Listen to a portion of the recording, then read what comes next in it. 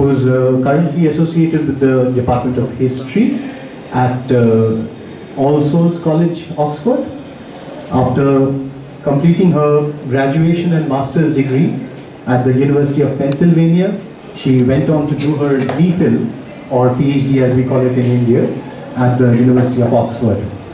She began her academic career as a junior research fellow at St. John's College at Oxford, and in the course of more than 3 decades of time, she has been associated with various institutions across USA as well as in the UK, such as Smith College at Massachusetts, New College, Oxford, St. John's College, Oxford, and she has been a fellow of the British Academy and a visiting professor at the École Pratique des Hautes Études at Paris. She has varied research interests, and these range from French history to history of gender to the history of medicine and science. Among her numerous publications, I'll just mention one, I'll not go into the details. The one which is titled The Man on Devil's Island, Alfred Dreyfus and the Affair That Divided France. This book won for her the prestigious Wolfson History Prize in 2010. Her current research interest, by the way, is different from what we just mentioned. It's on the global spiritual renewal between the late 19th and the mid 20th century, where she examines the impact of Indian spiritual gurus in the West and the encounter between the two worlds, as she puts it. So that's what she is going to discuss. A part of it would be discussed by her today. The theme, as you all know, is Vivekananda on science, transcendence, and the miraculous while in America. So I won't hold on any longer, and I request Professor Harris to take over. Thank you. Thank you. Thank you very much for coming to see a foreign lady give a talk on something you know more about than I do. What I'm doing is a book about his global impact. I'm not presuming to tell all you Bengalis about Vivekananda in Bengal, but I want to look very seriously at why it was that people in America, England, and France turned from Christianity and agreed to see India as the guru to the world. And the example that I'm using is Vivekananda. And today I want to speak about what their expectations were, what they thought they were going to see. After all, at this time, there were virtually no Indians in America. The great migrations of Indians only came around 1900. So in fact, they didn't know what an Indian was. So that in itself is very interesting. They had fantasies about Indians. And in fact, Vivekananda's famous costume, where he wears the turban, which he gets from the Raj of Khetri, the actual red robe is an invention that he comes up with women whom he meets in New England. So it's very interesting that already we see that he orientalizes himself to make himself acceptable, but at the same time stands back from all that and tries to create a Vedanta that these Westerners who know nothing can understand. So that's what I'm going to be speaking about today. How much time do I have? Around, say, 40 minutes. Okay, well, I'll do what I can in 40 minutes. I know that you're quite a formal group, Indians, but if you have something that you don't understand, don't be embarrassed, raise your hand, and I will ask you I will try and answer your question. There's many people here that you don't know, that we know, just the way in America, very few people have heard of Vivekananda, even though they were very influenced by him. So what I'm trying to do is stop him being erased from Western history. So when he came to America in 1993, they wanted to understand what was an Indian guru. And what they yearned for was a miracle worker, not a man of science. They imagined yogis who could accomplish feats like walking on hot coals, but they were disappointed. So So here is one of the reporters reporting on the Swami. He was questioned concerning the truthfulness of the marvelous stories of the performance of wonderful feats of conjuring, levitation, suspended animation, and the like in India. Vivekananda said, "We do not believe in miracles at all." Later, another journalist requested that, quote, he work a miracle in proof of his religion, but he continually responded that the pure Hindu religion was not based on such things. He had other misunderstandings that he had to face because he had to separate himself from the range of occult and healing therapies that were associated with what was called New Thought, or the Mind Cure movement in America. Now, New Thought, or Mind Cure in America, was about how do we make the mind heal the body. And these therapies were often associated with mesmerism and hypnotism, and they were also associated with new kinds of treatments, whether it would be osteopathy, for example, which was about the harmonization of the body. Some of them took homeopathy, which you all know because you have your own tradition of homeopathy, and you talk all the time about Mahatma Hahnemann, but of course he was a German, not a Mahatma from India, but it's been Indianized, right? Exactly. Okay. Now, there was an awareness that there was a searching for post-Christian therapeutic ideas.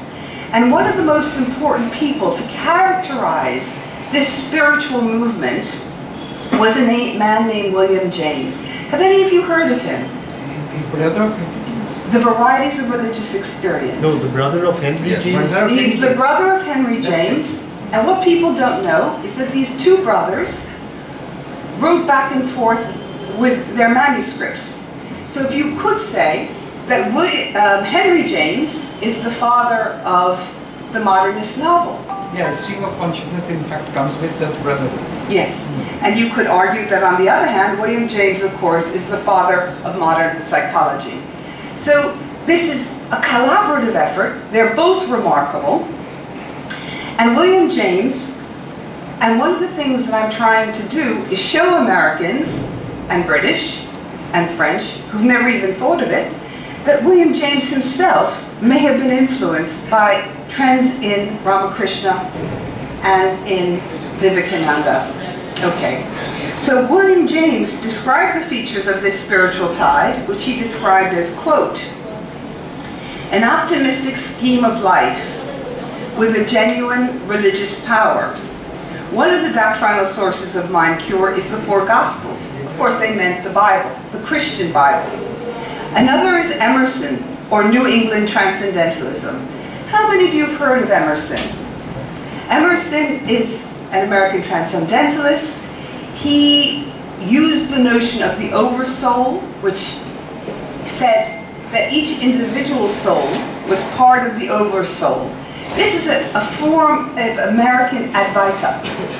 And he got it through reading the Gita, but also through strands of Orientalism.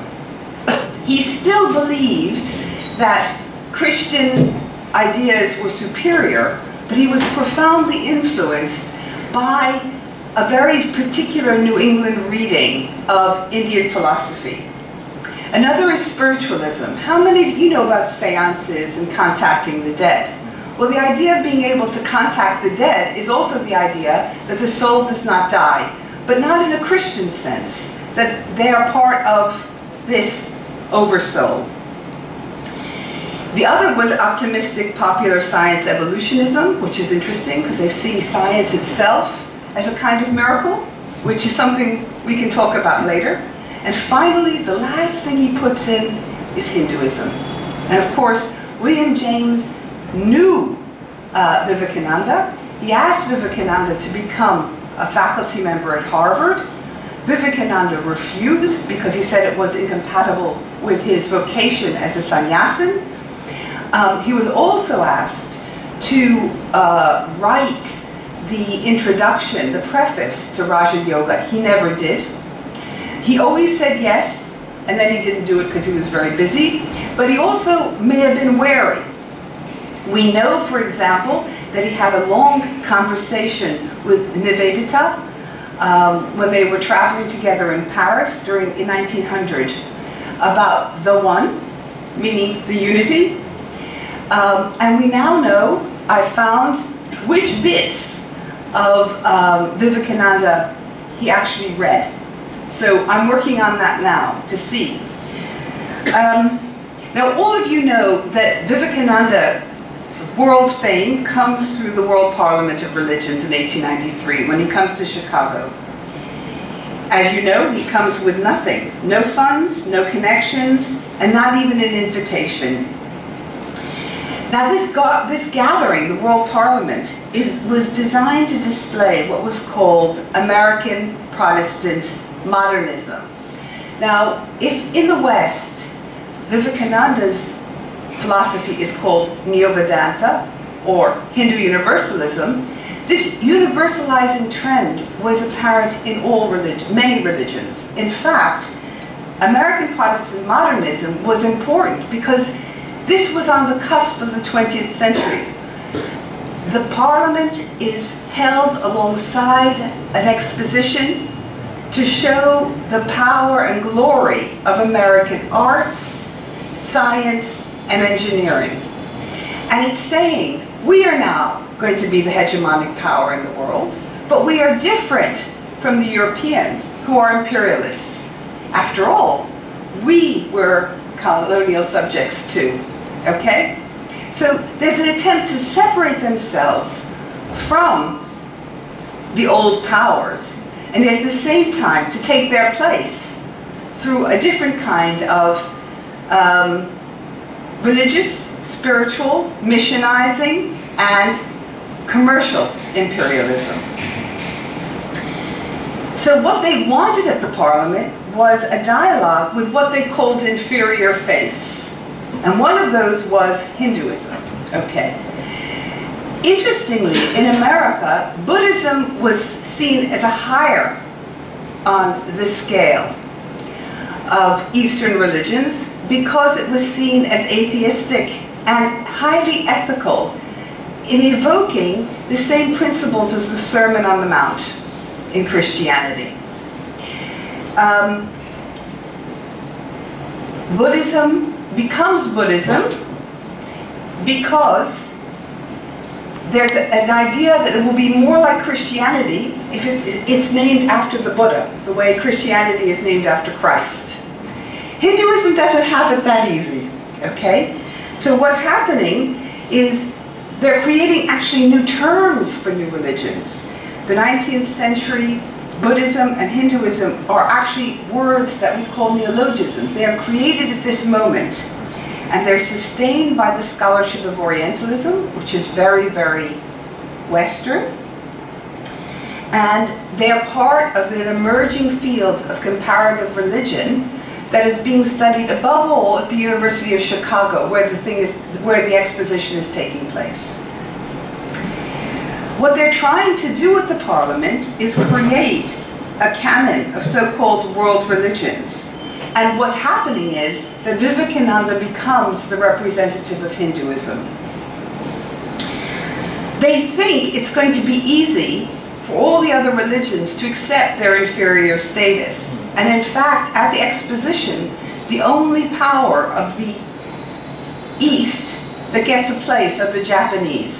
Okay, and of course, it's very important the Japanese bring in a lot of aesthetic trends into America, arts and crafts, lacquer work, the Japanese. But what happens is, it's people like Vivekananda, and especially the Japanese as well, who use the gathering to condemn Christian mission and to exalt Eastern spirituality as superior to the materialism and the brutality of the West.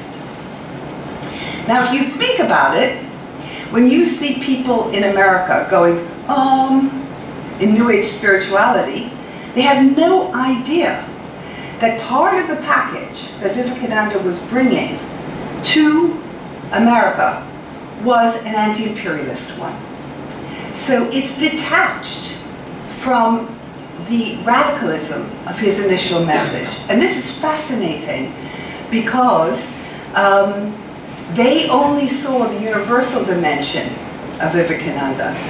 It's people like Nivedita who made her way back here and who actually work in the freedom struggle, who recognize the significance of the anti-imperial message.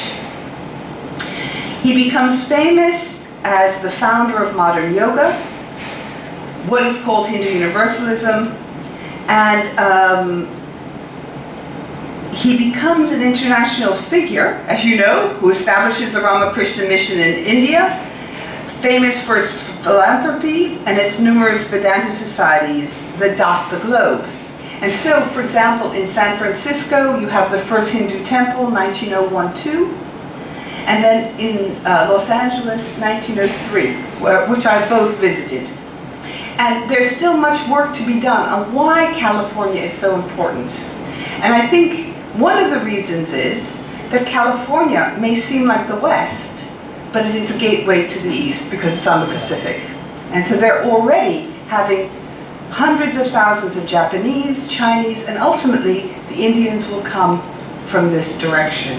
There's a lot more religious experimentation already in California when Vivekananda inserts himself into this milieu. So, why does he make such headway? Well, he does it because he has perfect English, he has a philosophical wherewithal, and he's funny. He has wit. He uses parables. Now, all of you who've read Ramakrishna know how much storytelling is essential to his spirituality. And there was something about his capacity to reduce and to enliven Indian spirituality through storytelling that entranced them. And in fact, the reason why he did so much better than the Japanese, who after all were much, much, much more accomplished in terms of wealth and military prowess, was that he spoke perfect English and had been educated already in an English school. So he was what they call culturally ambidextrous. He can move back and forth, which he does repeatedly, between an English-speaking idiom and an idiom of Vedanta.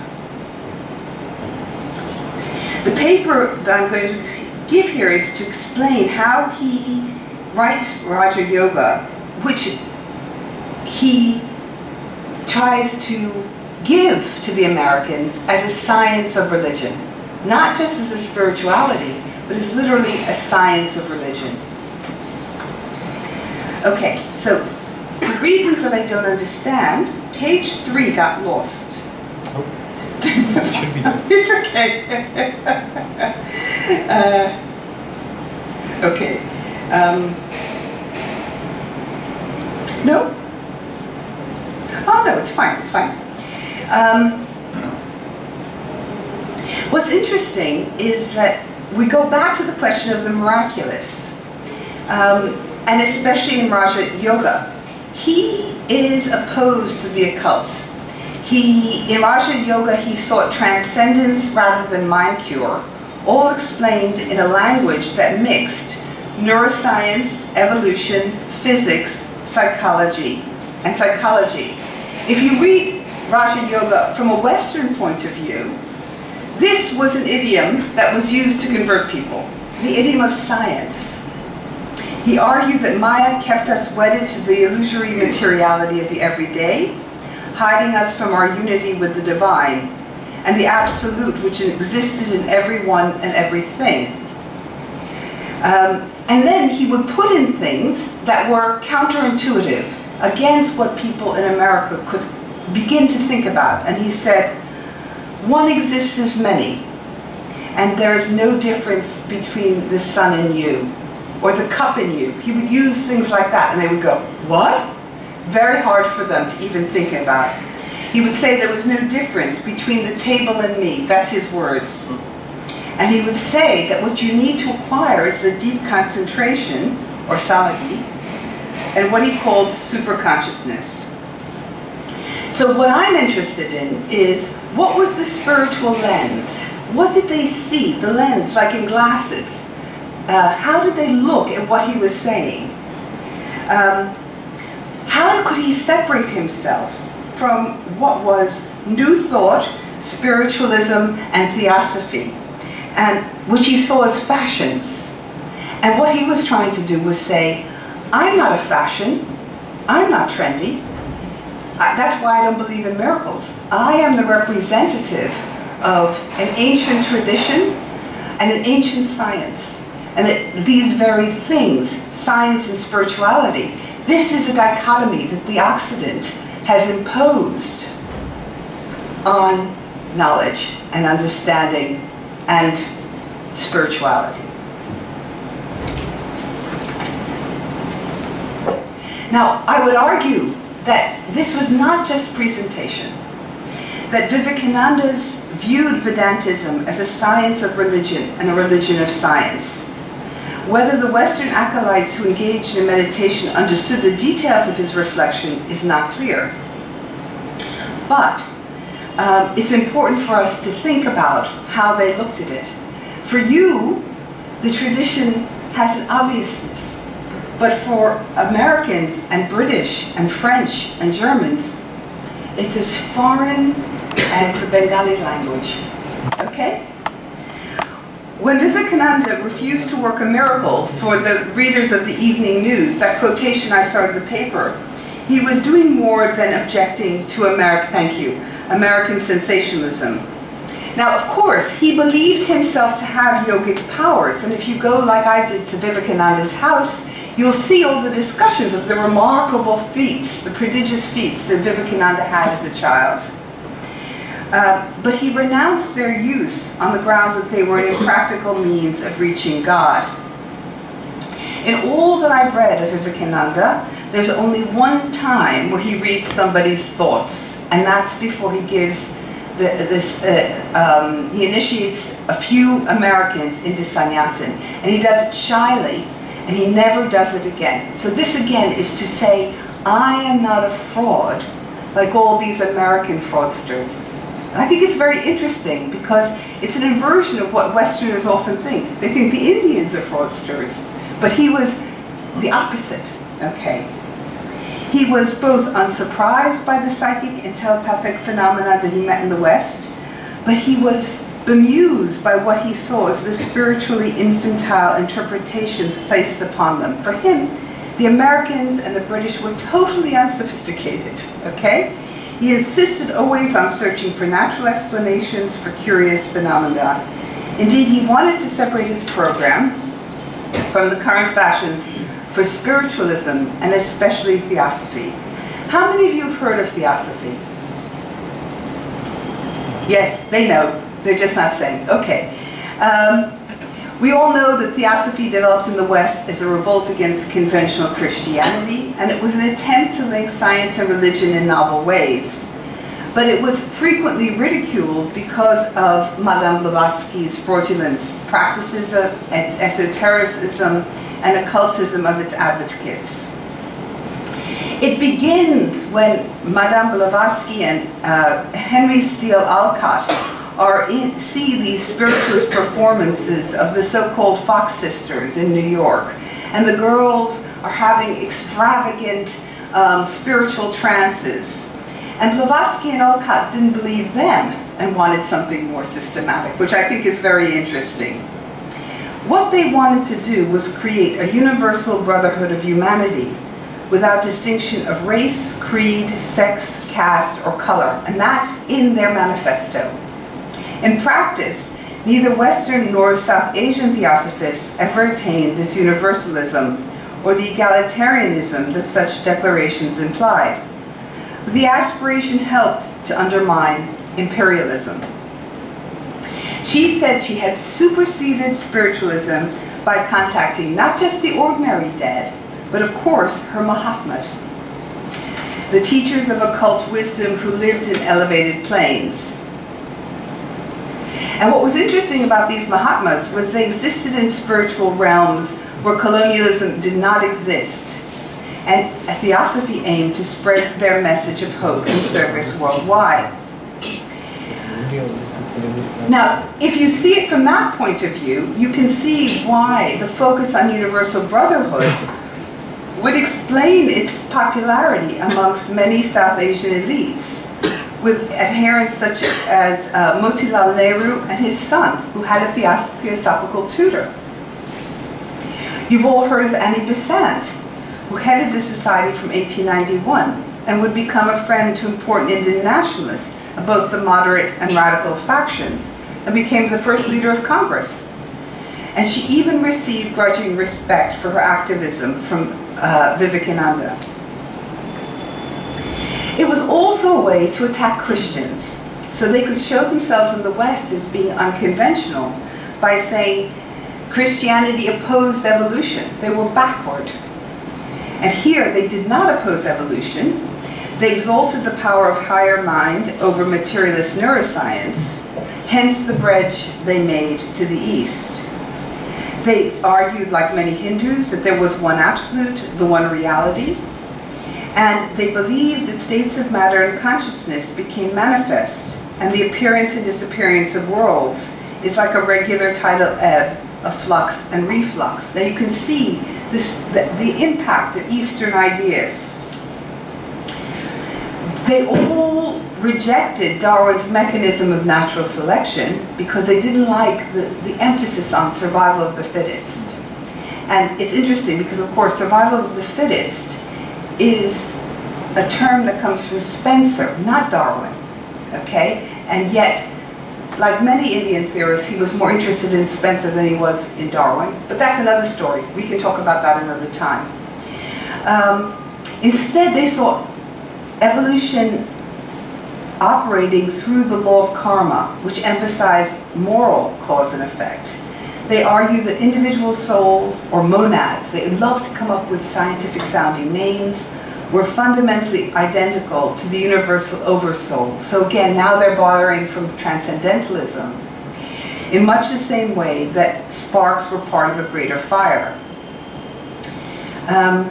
And the reason why karma was so important was that it was informed by intelligence and purpose rather than hazard. The problem with natural selection was there was no design. It was just utilitarian. It just happened. Who could adapt better?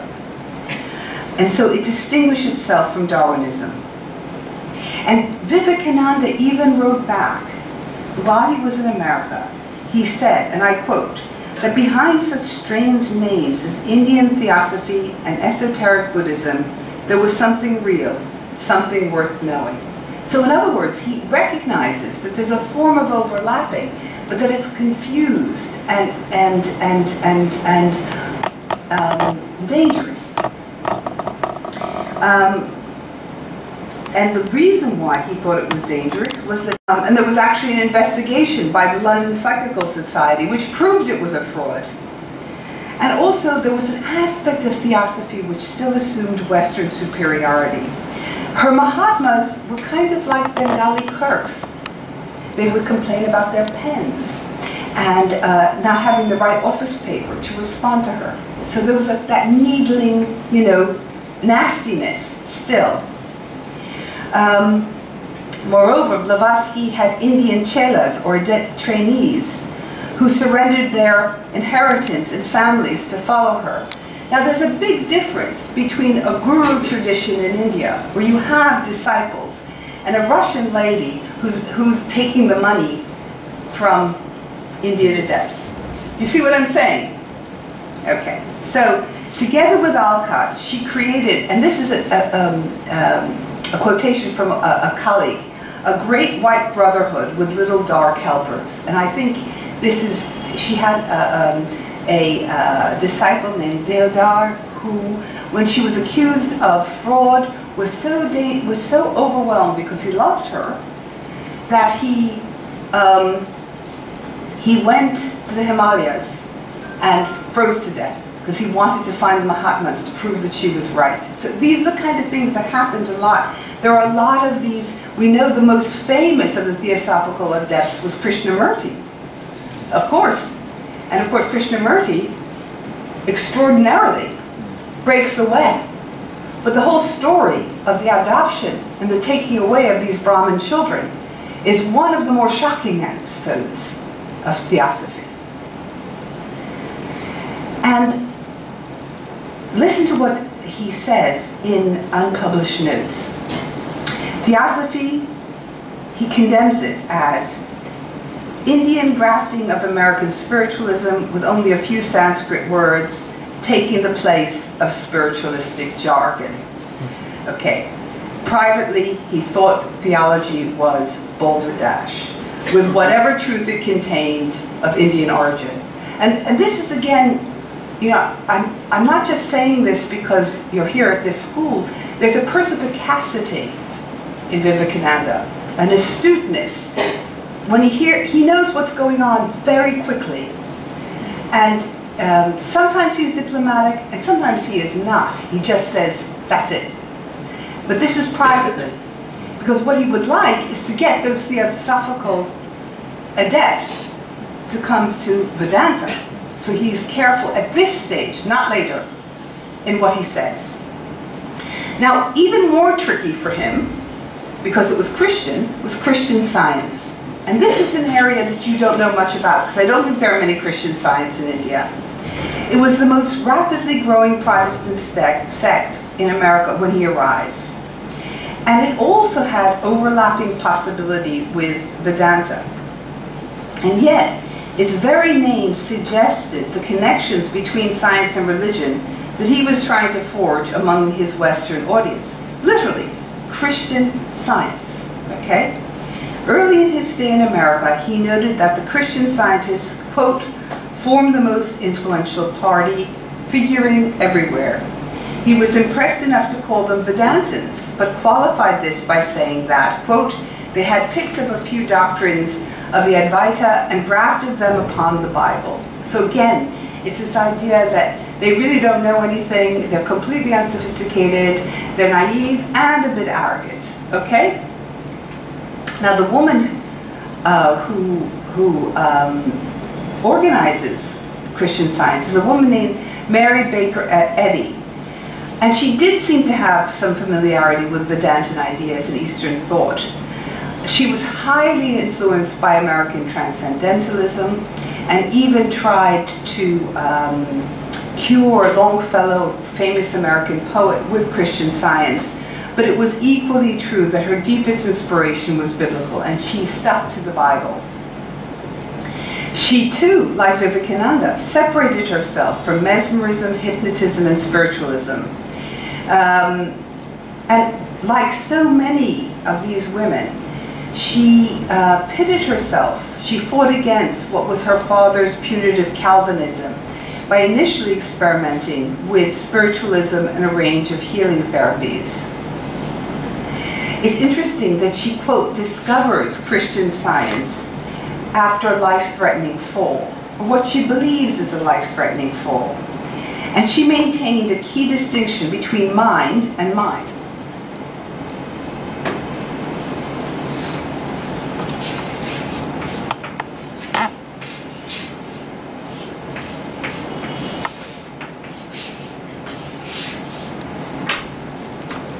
Mind is this. Mind, with a capital M, is the one. Okay? And again, it's something that you can understand. So the second was the divine mind, which revealed Christ's healing powers. In contrast, the human mind was the source of disease, driven by error and immorality, and convinced wrongly of the materiality of the world. This sounds a lot like Maya, doesn't it? So it's very interesting, again, that it's at this time that even within the Christian tradition, things of this kind are emerging.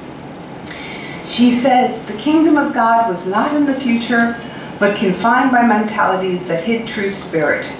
Conventional Christian preachers rejected her formulations, believing that human beings were destined to disease and death because of their finitude, mortality, and sinfulness. So she was saying, stop worrying about sinfulness. This is again something that Vivekananda said again and again and again to the women. She insisted that humanity's suffering, which seems so real and overpowering, was nothing more, and she uses the term waking dream shadows. What's really important is that a large number of Vivekananda's early female followers were Christian scientists. And this is something which has been mentioned, but no one's ever bothered to understand why it is that they came from Christian science. They came from theosophy, they came from Christian science. But all of them were rejecting conventional Christianity, especially the harsh versions of Calvinism that focused on the elect and people going for eternal damnation. I'm going to stop for a minute. How long have I spoken? About 30 minutes or so. 30 minutes, okay. So let me just talk a little bit about William James and about some of the French, and then I won't do the whole paper because it's a lot already. So according to Vivekananda, the material world was Maya, or the veil that hid the reality of non-duality. Now we all know that he gets this notion of oneness from his great teacher, Ramakrishna, who said that non-duality was like a salt doll that melts in the ocean, the boundaries dissolving in infinity. And again, this notion of the salt doll, again, that the metaphor, the simplicity of the metaphor, enables us to capture a spiritual truth that is otherwise very difficult.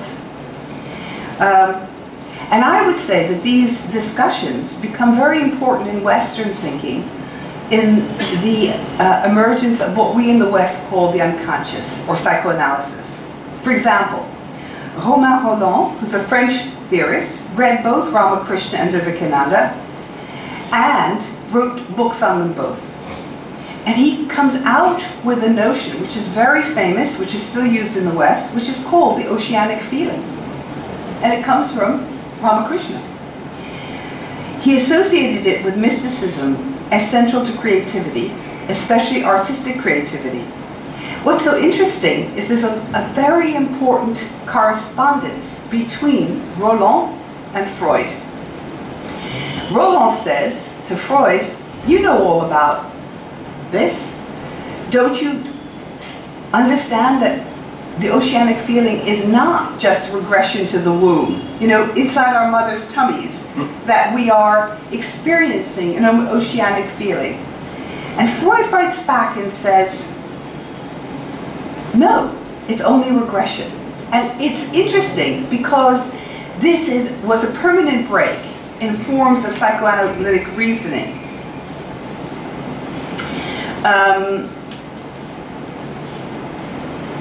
I also think that these oceanic metaphors were important to James's own view of what he called the subliminal unconscious, and a vision of the beyond that he called the mother sea of consciousness.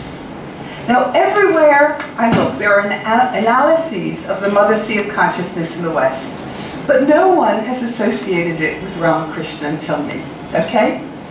And that's fascinating because the minute you see the mother sea, you think, ah, this is Ramakrishna. It's interesting, Ramakrishna never uses the term mother sea, but he uses mother, mother, mother, mother, and sea and ocean, ocean, motion, again, and water all the time. And I think that this is important, okay?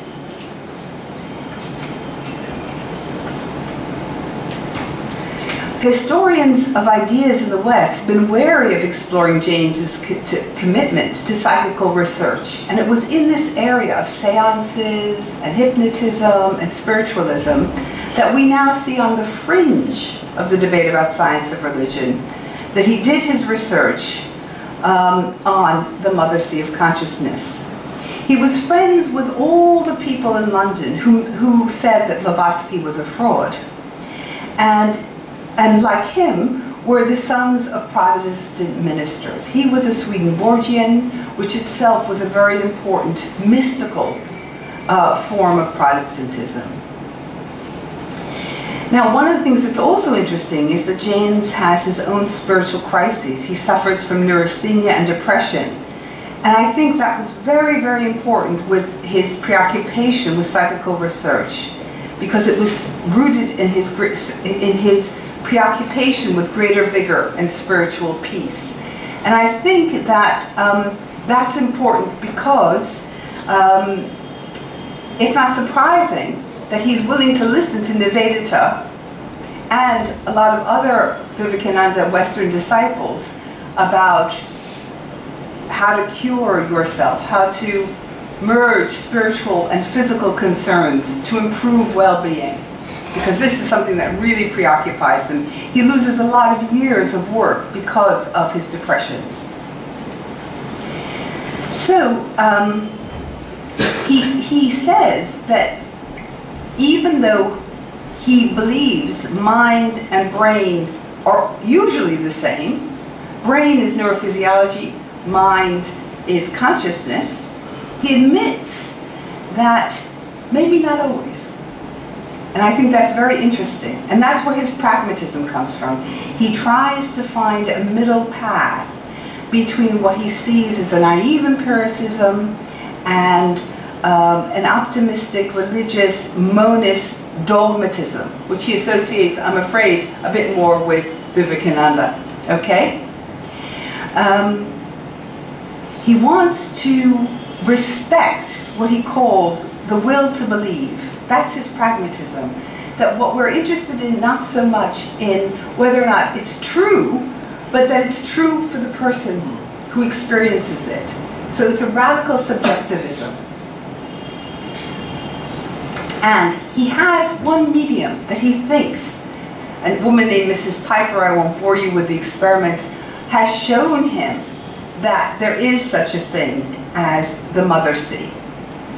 And what's interesting is when he writes about it, he mixes the metaphor of the mother sea, which is to go back to the beyond, into the oversoul, into the one, with the transactional notion of a checkbook with its stubs.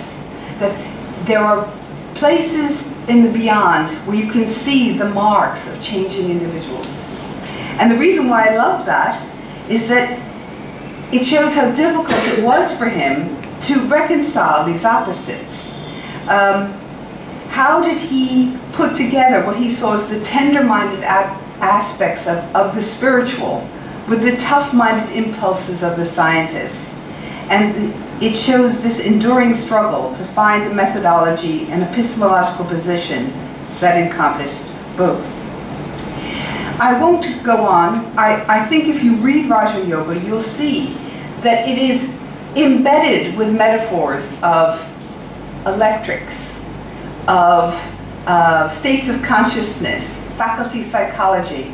So if you don't read it through your own Vedantic perspective, but through the Western perspective, which is science as a kind of therapy, then you'll see it contains both. And it was that side that Vivekananda used that was most attractive, along with his desire for spiritual enhancement, that made him so famous. Okay.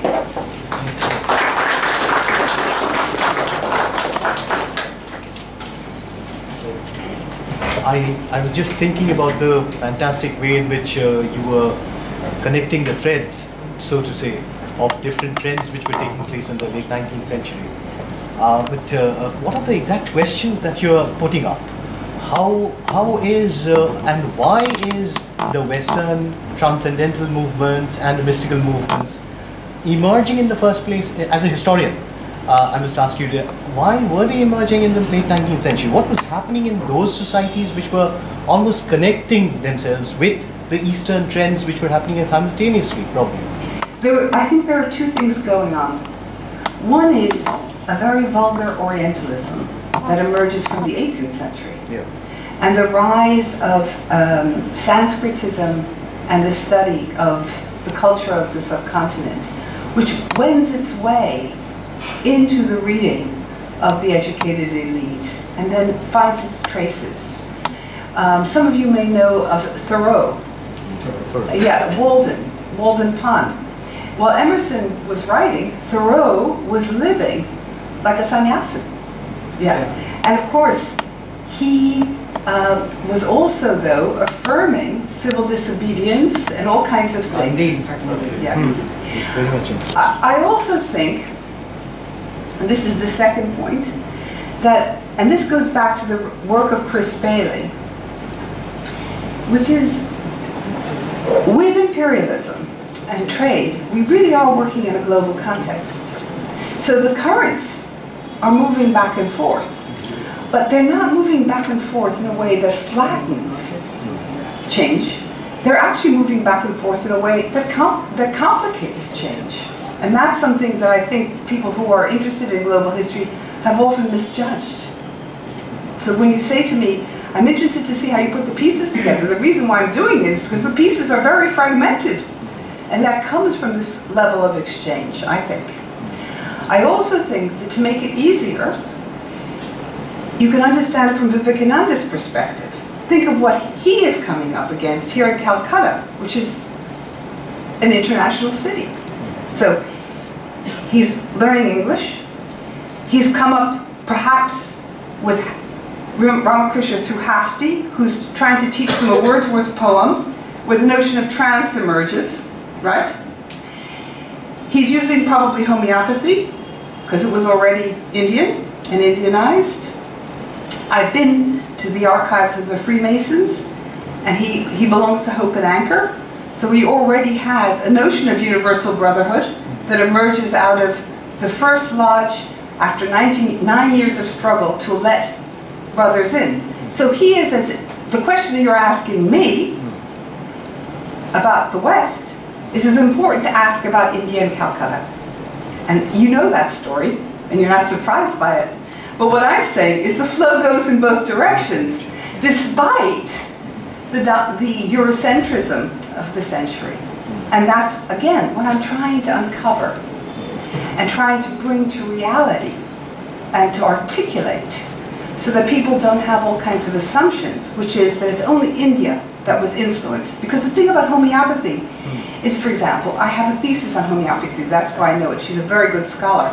The homeopathy in India is so different from the homeopathy, and yet when I heard that people call him Mahatma Hanuman, I thought it was hysterical. I was laughing because, of course, we admire Hanuman too, but we come at him from a very different perspective, and yet the traditions have overlapping significance. And this is very significant because the person whom I have looked at in certain depth, Kedarnath Datta Bhaktivinod, who was part of the Gauriya movement, he also is reading about Channing, about Emerson, yes, and is impressed in the same way as perhaps the figures that you have been speaking about. He read Vivekananda, it seems, read Emerson and knew about the Oversoul in Calcutta already. Now the third point, you asked me what were the two. So I said Orientalism, global history, which are related. Yeah. And then the third one is women and religion. And this is really important because these women there are very few Catholics involved in this. Many of them they're from Protestant denominations where they supply a tremendous amount of the power of Christianity and attendance and good works. But they are continually excluded from running the churches, which are run by ministers. It is not a surprise that Christian Science is built by a woman. And almost the main Christian Science practitioners are women. And that the question of ill health is very important. And I think that you have women deserting, above all, the punitive side of Christianity. This notion of the elect and the obsession with fire and brimstone, sin. And it's very interesting because their life far from it. But every time they talk about sin, he's like, excuse me, but he's giving me a break, he says, you know? And only later does he introduce Kali, and only a little bit because he doesn't think Westerners can understand it. But this idea of integrating the negative, integrating destruction for them, evil is God and the devil. But the thing about Kali is that Kali is the cycle. And if you read Ramakrishna, he says, Kali is like a good housewife. After destruction, she always has in one of her sealed pots the seeds for the new garden. you know? Now, I don't have that exactly right, but that's the term. So that's something that is still difficult for them. And also, for Nivedita in particular, to have a female rather than a patriarchal god which acknowledges the power of aggression is very, very important. I don't think all of them have that level of theological or philosophical understanding that she has. Most of them are interested in meditation because of the monkey mind. They want to still their chattering thoughts. And the other thing is, he's opposed to Christian Science because it has operators, people who help you, and he's opposed to spiritualism and hypnotism because there's hypnotherapists. And he says the danger of imposing the will is terrible. And when he teaches meditation, he doesn't go into complicated asanas. He's anti-hatha, which is interesting. People don't recognize this about Vivekananda. And he says, they say, what should I meditate about? He says, whatever you want. He says, I see a light, the woman says. He says, keep going. That's all. The problem for Westerners is, as it is for Indians, is how do you tell a good guru from a bad guru? Right? This is the problem. So you don't have operators, but you have gurus. And that's another chapter of my book, which is all about how do Westerners deal with what you find natural, which is guru bhakti, which is surrender, which of course they have a really hard time with. Very interesting, because even the person whom I spoke about, he has tracts on counterfeit gurus. How to what? Counterfeit gurus, as yes. in people who are fakes, Goswamis, they need to be shunned by society. That's what he comes up with. Again, it's very similar. And we have it all the time. The whole thing about fraud, you know, Blavatsky, but this is the whole thing. Because on the one hand, it's a one-to-one relationship, so it's about chemistry. Right? So nowadays, it's all about the good psychoanalyst and the bad psychoanalyst, if you're in the West. The good therapist, what if they're a fraud? What if they're, you know? It's all about how do you make those boundaries, and how do you, and this, of course, I don't believe there's a solution to this. I think this is a human thing, but of course, it's highly problematic. Yeah. If we have any other questions, then we may just run it on. So, it's a nice talk. Hi. Can you come up a little so I can hear you? Because I've got this. Yes. Yeah, yeah. This is the man who took me around the Lurma. I think the students should speak up. The one thing I would like to ask you is, how do you situate Vivekananda and the Vedantic movement in the present scenario in the West? That you have a very advantaged position there. How would you like to situate Vedanta movement and the message of Vivekananda now in the 21st century in the West? That's a difficult question. I don't know. I mean, and I say that in all modesty. Yes. It's interesting because, of course, there's institutional power. Yes. Because of these old temples, it has pedigree, it has. But I will tell you what little I observed when I was there. No, because I'm asking this question because we have we are living in a propagandist environment. We have so much information about the popularity of the movement there in the West. But I would like to know about your views because that's more objective. Well, what I think is interesting. Can you hear me?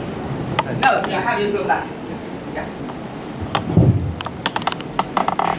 What I think is interesting is that now, when I went, for example, to the Hollywood Center, the monks are old, and a lot of the money is being spent on their health care, and yet, as it should be, and they are all still, mostly from Protestant denominations who rejected early and intense biblical training.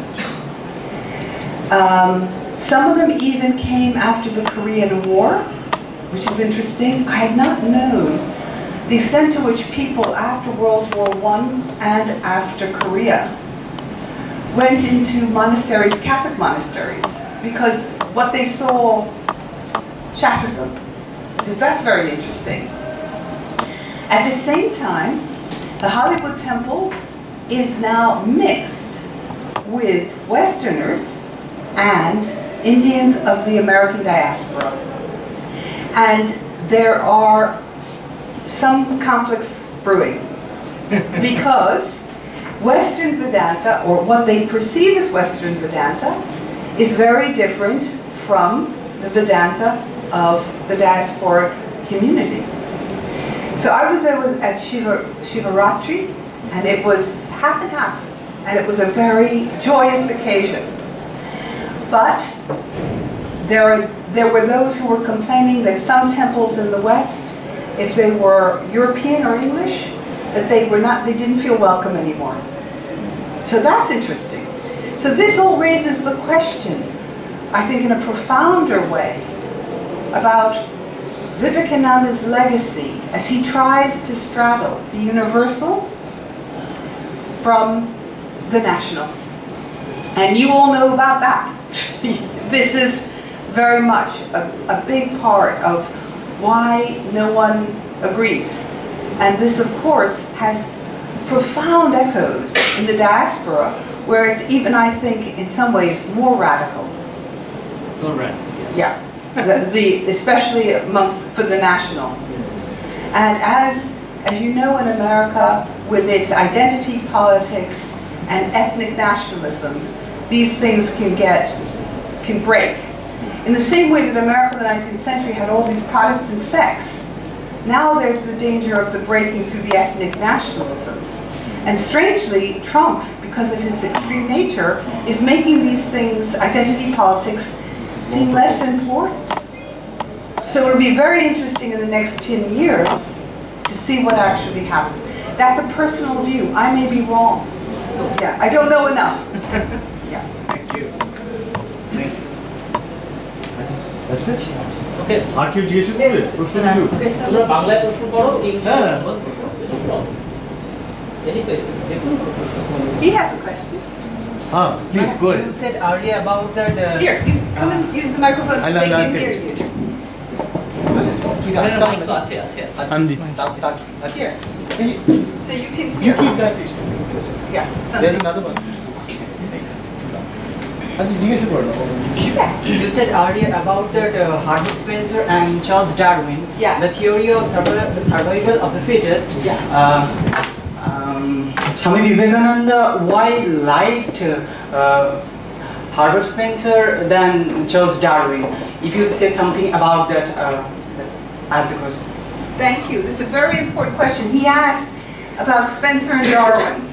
Why the survival of the fittest is from Spencer, and Darwin is natural selection. Okay, and then everybody used survival of the fittest.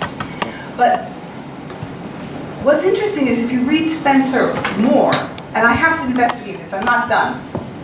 Spencer has a view of organic solidarity, where the different parts of the body, as well as the body's social, work together. So he talked a lot about things like the head, meaning the elites of society, and the hands, meaning the poor, the workers. And it was this notion of solidarity that I think many Indian theorists were interested in, as well as the optimistic message of change and development, which goes back to your view of development. I'm fascinated. This thing of development is very important. When does development use and when is evolution used? It's a really interesting issue, and you could spend a year just working on that for one article in two thinkers. Do you know what I mean? Okay. So, but what Darwin says is that there's no direction. It's just random. So if Lamarck, who's a French biologist, says the giraffe's neck, This is the cliched answer. It's the giraffe's neck gets longer because he reaches for the leaves on the tree, and somehow that's transmitted to the next generation, right? But what Darwin says is, when the baby giraffe is born, if that giraffe has a slightly longer neck, its offspring will survive better. So it's random adaptation. Now you can imagine from a spiritual point of view, that randomness, that chaos, is very disturbing, because it means that's why they go back to karma. Karma says there is some directionality, there is some moral cause and effect. And that's why they have real difficulties with Darwin. And by the way, it's not just the Indians, it's many, many, many philosophers. If you look, everyone endorses evolution, but they don't all endorse natural selection. And there's no genetics, so nobody knows how natural selection works. So there's many scientists who deny natural selection too. It takes until the 1930s for most biologists to really believe in natural selection. And in America, many people still don't. So it's interesting. And what Vivekananda is doing is saying evolution and development and change is something that comes from Indian philosophy, ancient. You see? So he's saying we can come with doctrines that we already have to understand what's going on. And in some ways, they are as sophisticated as some of the science that's coming out, you see? So it's not completely crazy idea when he says that.